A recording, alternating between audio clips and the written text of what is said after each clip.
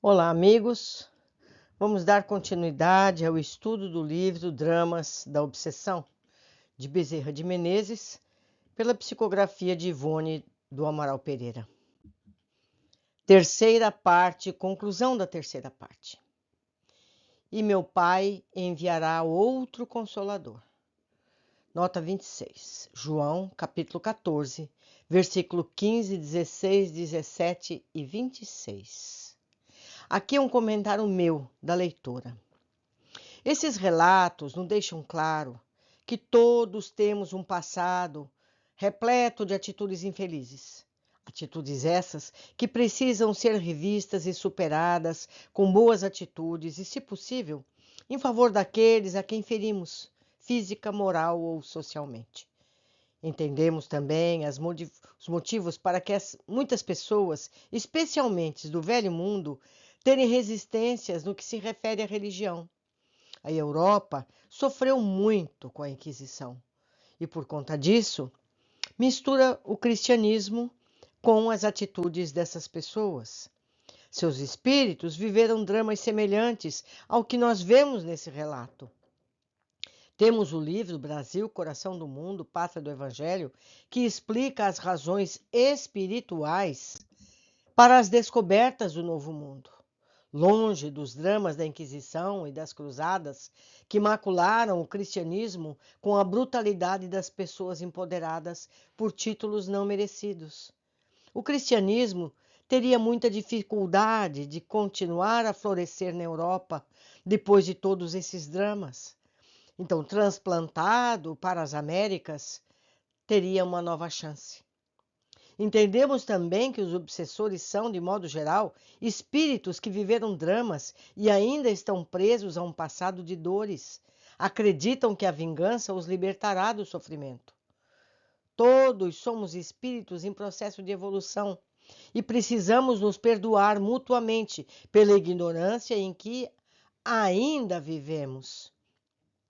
O ensinamento precioso, presente tanto no Velho Testamento como no Evangelho de Jesus, precisa ser o lema a ser seguido a cada minuto de nossas vidas. Amar a Deus sobre todas as coisas e ao próximo como a nós mesmos, e completa Jesus, essa é toda a lei. No dia em que tratarmos, atendermos, cuidarmos uns dos outros da forma como desejamos que nos tratem, estaremos vivendo no paraíso prometido, pois ninguém fará guerra, ninguém prejudicará ninguém, seremos verdadeiramente irmãos em toda a terra. Não é verdade? As Escrituras não dizem não matarás? E, no entanto, as religiões feitas pelos homens mataram e talvez ainda matem até hoje, como nós estamos vendo nas guerras. Não é verdade? Então, voltemos ao livro. Capítulo 23. Uma vez desencarnada, prosseguiu finalizando a entidade protetora, após os primeiros meses de perturbações e desesperações, a família Boab reuniu-se através das correntes espirituais e afinidades e simpatias, exceção feita a Esther, cujos pendores delicados e evoluídos a encaminharam naturalmente para agrupamentos apropriados ao seu grau de evolução. Os demais permaneciam nos próprios ambientes trágicos de Portugal. E o que mais doloroso ainda se tornava, residindo como dantes no próprio domicílio que tanto queriam, agora de propriedade de Azambuja, que ardilosamente o requerera do erário público como pagamento de dívidas insolvidas pelos condenados. Revoltados e odientos, destituídos agora da confiança tradicional da crença ortodoxa em Moisés e nos profetas, e em seus sentimentos apenas bruxuleava a ideia imprecisa de um ente supremo a quem não compreendiam, e ao qual, por entre gritos e blasfêmias, invocavam para que os inspirassem na vingança contra os destruidores de sua felicidade e de suas vidas carnais. Isto é, Hildebrando de Azambuja, Fausto e Cosme de Mirandela, Condessa Maria de Faro, que os entregara à Inquisição, o espião João José, e efetivamente durante um período 4 vezes secular, Timóteo Aboabe e seus 3 filhos não concederam tréguas nem piedade aos seus antigos inimigos, como ele mesmo avisou que faria, não é? Ele disse que faria isso. Odiaram-nos, perseguem-nos desesperadoramente.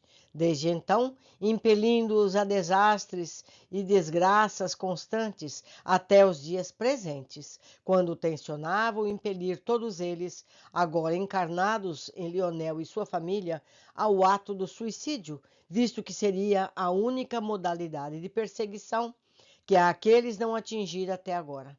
Assim, os obsediam, quer se encontrem seus antigos algozes no espaço como desencarnados, quer estejam na terra como novos corpos carnais, pois existem entre as duas pequenas falanges elos de atração tão poderosos, forjados pelo ódio e pelo crime, que impossível será Hildebrando e seus sequazes se furtarem à presença de suas antigas vítimas, senão quando um arrependimento sincero, resoluções sadias e remissoras os inclinarem a uma modificação geral no próprio modo de proceder. O antigo rabino e seus filhos, no entanto, até o presente não concordaram com o novo ensejo reencarnatório, a despeito das ocasiões valiosas que piedosos agentes do bem, incumbidos pela espiritualidade, de aconselharem os caracteres rebelentes, ou melhor, os caracteres rebeldes e endurecidos à emenda dos seus próprios erros, lhes deem proporcionado. Descrentes da misericórdia do próprio ente supremo, de cujas leis que não compreendem, se ressentem pelo muito que sofreram, não acreditando em amigos e na própria justiça, uma vez que presenciaram em Portugal governantes cruéis cometerem iniquidades contra os próprios súditos, mancomunados com horrendos assassinas que se proclamavam intérpretes da verdade, as quais se valiam do poder inquirido à sombra da religião para a prática de todas as paixões vis, repelindo toda a possibilidade de instrução filosófica fornecido pelos instrutores espirituais para um trabalho de reforma e esclarecimentos em si mesmos, a fim de que a compreensão das soberanas leis da criação os levasse à meditação, à conformidade e ao respectivo progresso. Aliaram-se no invisível a falanges obsessoras que, endurecidas ao mal, espalham os germes da desgraça por onde passam e encontram afinidades.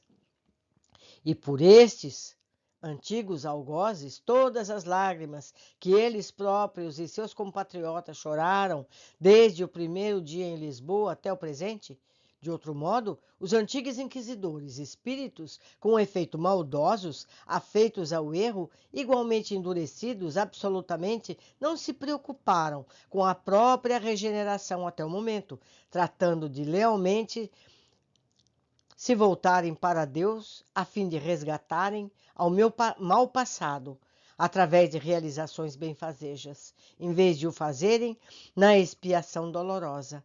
Tem, ao contrário, revidado as hostilidades sempre que possível, quando desencarnados, muito embora o terror que nutrem pela presença de suas desgraçadas vítimas do século XVI, agora transformadas em algozes.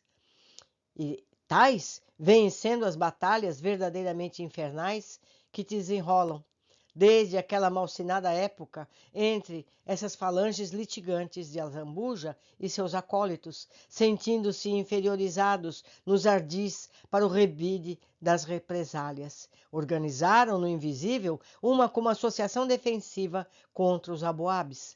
E após 1000 tentativas de peripécias para se furtarem aos choques constantes daqueles, reencarnaram juntos, criando uma família carnal na terra, por afinidades passadas, como unidos haviam sido no pretérito pela cumplicidade nos crimes praticados.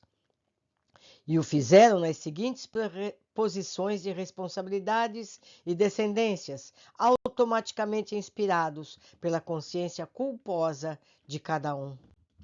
Hildebrando de Azambuja, o inquisidor-mor e maior responsável pelo drama que desagradou os Amoabes, é Lionel, o guarda-livros suicida. Condensa Maria de Faro, cúmplice de Ildebrando no caso Aboab, a qual precipitou a pedra de escândalo para a consumação do drama, com agravantes, drama que ela, se quisesse, teria atenuado através do esforço da boa vontade? É esposa de Leonel, cujo calvário de provações e lágrimas, nessa qualidade, formaria um volume. Fausto de Cosme de Mirandela e João José, filhos do casal reencarnado, como Leonel e esposa, sendo os últimos Alcina, a filha suicida de Leonel. Aterrorizado ante as vinditas atrozes movidas pelos espíritos de seus antigos amos de Lisboa, o espírito João José preferiu ocultar-se numa encarnação de formas femininas, esperando de que, assim disfarçado, não pudesse ser reconhecido. Enganou-se, porém, visto que a sua própria organização psíquica o atraiçoou, modelando traços fisionômicos, anormalidades físicas idênticos ao que arrastara na época citada.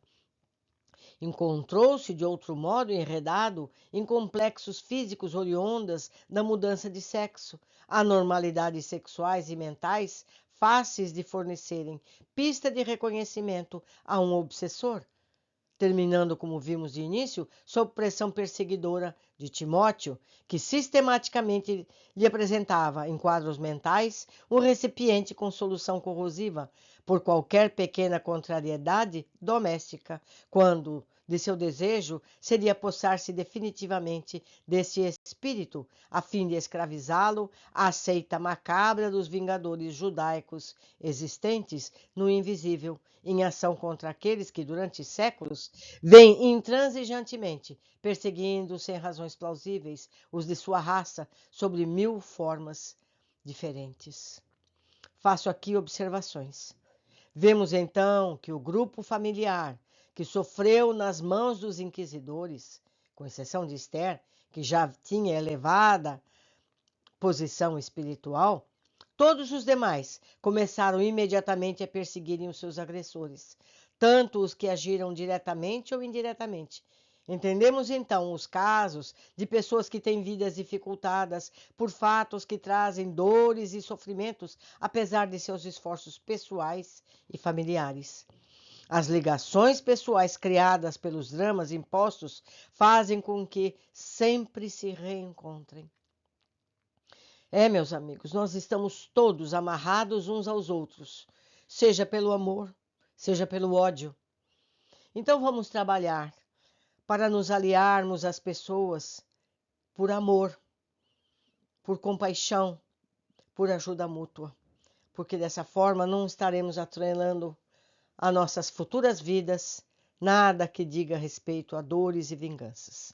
Por hoje ficamos por aqui. Aguardo a todos no próximo capítulo.